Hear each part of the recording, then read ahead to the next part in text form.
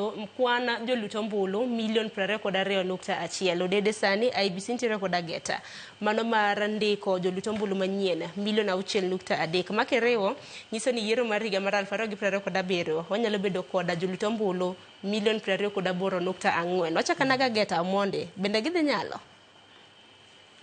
kamano time ma omigi kata time ma giyudore tin to kata kamano pod wageno ni koponi rawere matindo nikech target ma iwacho ka most likely en target mar nyithindwa ma nyo ochopo higni 18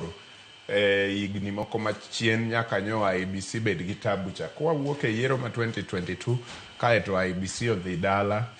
commissioners ka odhi dala osekawo higni moko 2 so watemo imagine ni jok manyo tan 18 2022 general election manyo tan 18 2023 2024 nyaka sani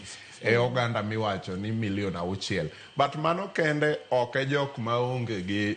ombulu nitiere jok mane onge go ombulu kata 2022 to ne gisetan 18 before so an personally I feel ni number no samoro nyalo bedo larger than 6 million but kata kamano IEBC osemere target mar 6 million based on data magin go maybe jok manyo mi ID e kinde ma nyo wae ombulu cha nyaka ombulu ni kagi miyore seche gi nyaka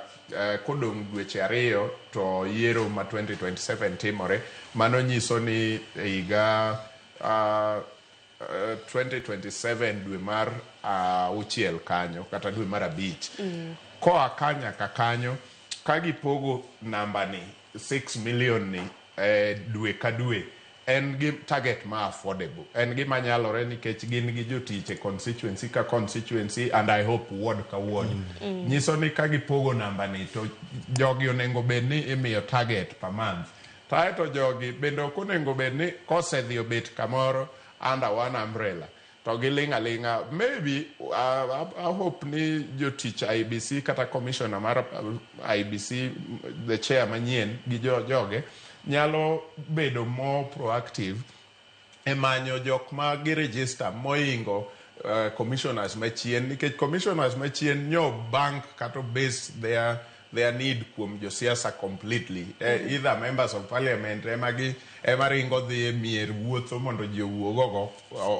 ong'ad kura but sani kwaneno kaka jo health samoro timo margi sa missiles ineno ka gine kanise gin kia kure ang'o matamo IEBC bende keta jok ma giketo mang'ado nikech gigi ok gin gik madang' iwach ni gin loche mapek ma gin gadgets matindo sani technology okonyo piny gin gima chalo iPad mikete mbele ni no giwuotho kata kanise Saturdays gi Sundays to giyudo ji kuondego ibro yudo ka jomoko will definitely want to ng'ado ombulu madine ok okaw thuolo ne nikech achiedhne di mantiere sani en dhi apise mago mag IEBC mantiere constituencies ute chung bura mopogore jomoko wacho ni ute kuonde chung od bura makamago bende bocho kama apise mag IEBC nitiere to budget mar IEBC bende en siling bilion 8 e tayo chenro bakama penjen ni bende gibiro nyalo nikech bende gisebedo ka giwago reyo kaluwore koda nok mar omenda michiwonegi. It is easier kagi bedo a little bit more mobile than kajo piny nikech ka sani ma wawacho based on constituencies ma Nairobi ka to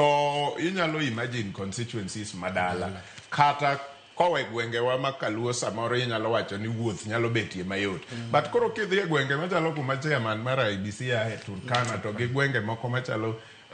Tana River mondo ng'ato ae tung constituency achiel nyaka tung machielo samoro kata in japiny kawi garama maduong' in terms of resources to